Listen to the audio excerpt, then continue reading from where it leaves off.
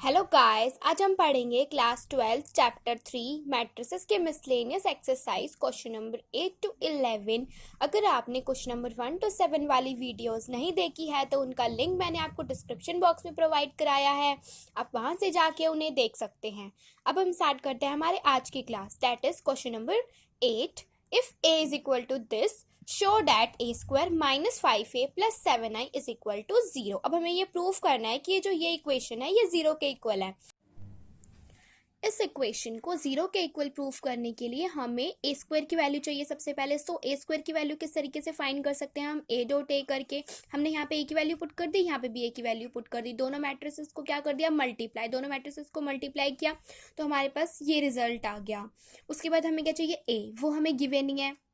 उसके बाद identity matrix. सो identity matrix क्या होती है, हमारी 2x2 ऑर्डर की आइडेंटिटी मैट्रिक्स होगी यहाँ पे हमारी, बिकॉज ए जो है वो हमें 2x2 मैट्रिक्स का गिवन है। सो यहाँ पे जो हमारी आइडेंटिटी मैट्रिक्स होगी वो किस ऑर्डर की होगी, 2x2 ऑर्डर की होगी।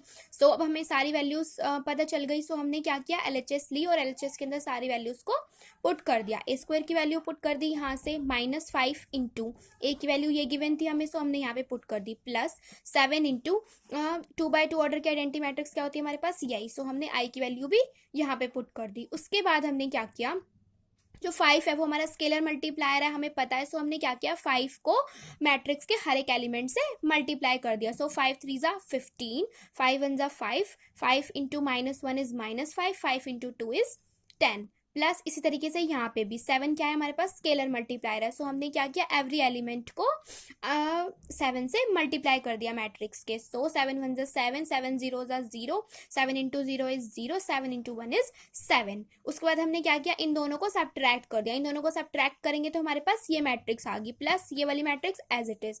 अब हमने क्या किया, इन दोनों को ऐड कर दिया। जब हम इन दोनों को ऐड करेंगे तो हमारे पास ये मैट्रिक्स आएगी, हमें यही चाहिए था, हमें जीरो के इक्वली प्रूफ करना था। So hence proved. Now next question, question number 9, find x if.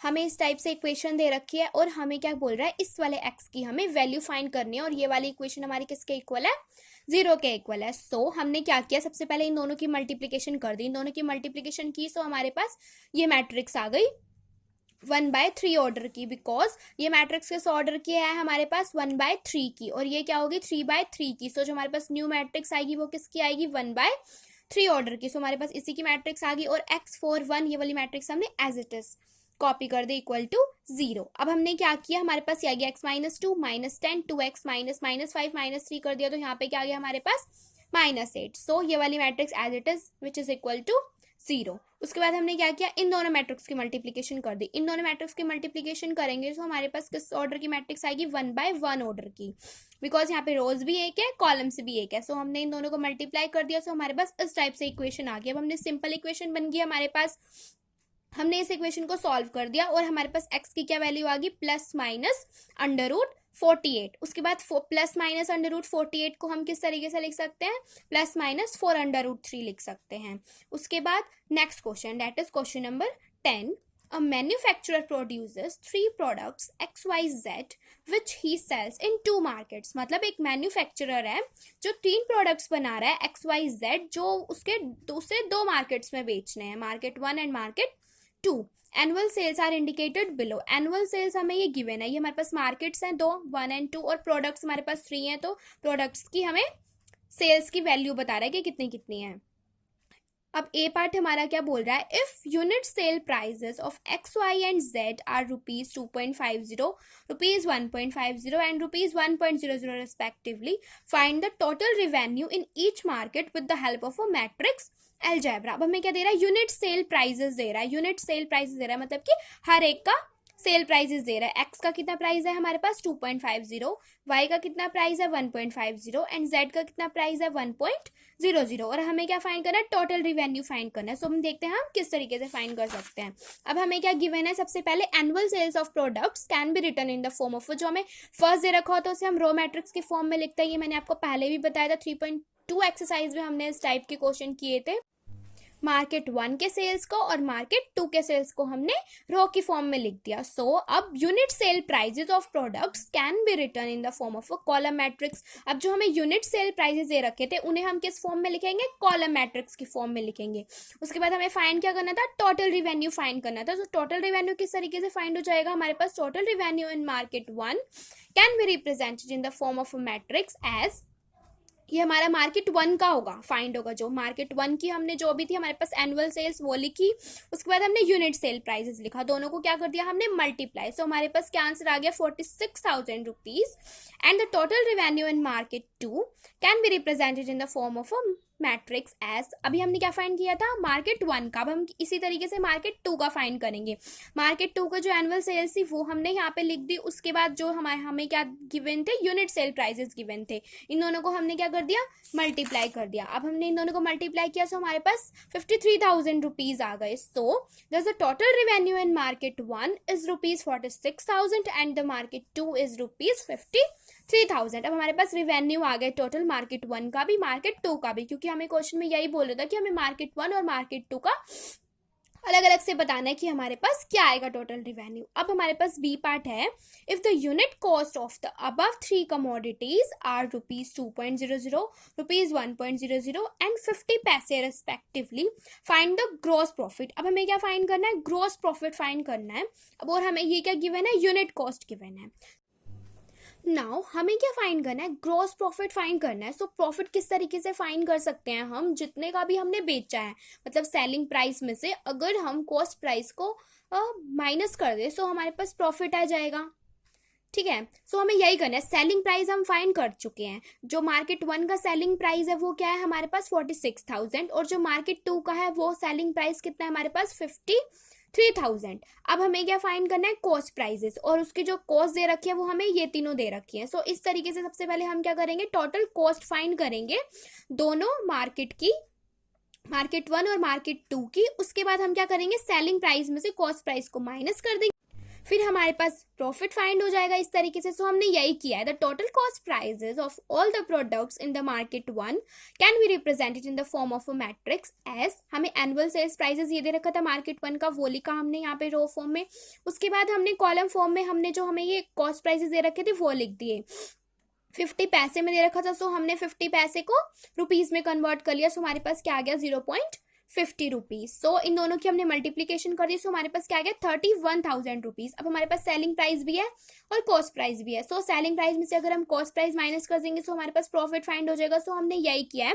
Selling price, gross profit of products in market 1 is 46,000. ये हमारा सेलिंग प्राइस था, माइनस कॉस्ट प्राइस कितना है 31,000. दोनों को माइनस किया, सो हमारे पास प्रॉफिट क्या आ गया 15,000 रुपीज. अब इसी तरीके से हम मार्केट 2 का भी निकालेंगे. So the total cost prices of all the products in the market 2 can be represented in the form of a matrix as. हमने क्या करा, एनुअल सेल प्राइजेस यही था मार्केट 2 का, सो हमने ये रो मैट्रिक्स की फॉर्म में लिख दिया. उसके बाद जो हमें यहाँ पे कॉस्ट प्राइस गिवन था वो हमने किस फॉर्म में लिख दिया, कॉलम फॉर्म में लिख दिया. उसके बाद हमने क्या किया, इन दोनों की मल्टीप्लीकेशन. सो हमारे पास आंसर क्या आ गया 36,000 रुपीज. अब हमें क्या फाइंड करना है, प्रॉफिट फाइंड करना है. अब हमें सेलिंग प्राइस भी पता है और इसका कॉस्ट प्राइस भी पता चल गया. सो हम दोनों को माइनस कर देंगे, सो हमारे पास प्रॉफिट आ जाएगा. सो 53,000 हमारा क्या था, सेलिंग प्राइस, और 36,000 हमने क्या फाइंड किया अभी, कॉस्ट प्राइस. सो दोनों को माइनस किया, सो हमारे पास आंसर क्या आ गया 17,000 rupees. Now next question, question number 11, find the matrix x so that x into this matrix is equal to this matrix. अब हमें ये x मैट्रिक्स फाइंड करनी है. सबसे पहले हमें क्या फाइंड करना है कि जो हमारी x मैट्रिक्स है, इस मैट्रिक्स का हमारा ऑर्डर क्या होगा. सो अब हमें क्या फाइंड करना है, जो हमारी x है इसका हमारा ऑर्डर क्या होगा. ठीक है, सो हमने क्या लिख दिया, यहाँ पे x लिख दिया. यहाँ पे हमारे पास कोई भी मैट्रिक्स है A, जो ये वाली मैट्रिक्स है, उसका ऑर्डर क्या है हमारे पास 2/3, और जो हमारा रिजल्ट मैट्रिक्स आएगी उसे हमने B नाम दे दिया, और उसका ऑर्डर क्या है हमारे पास 2/3 ही है.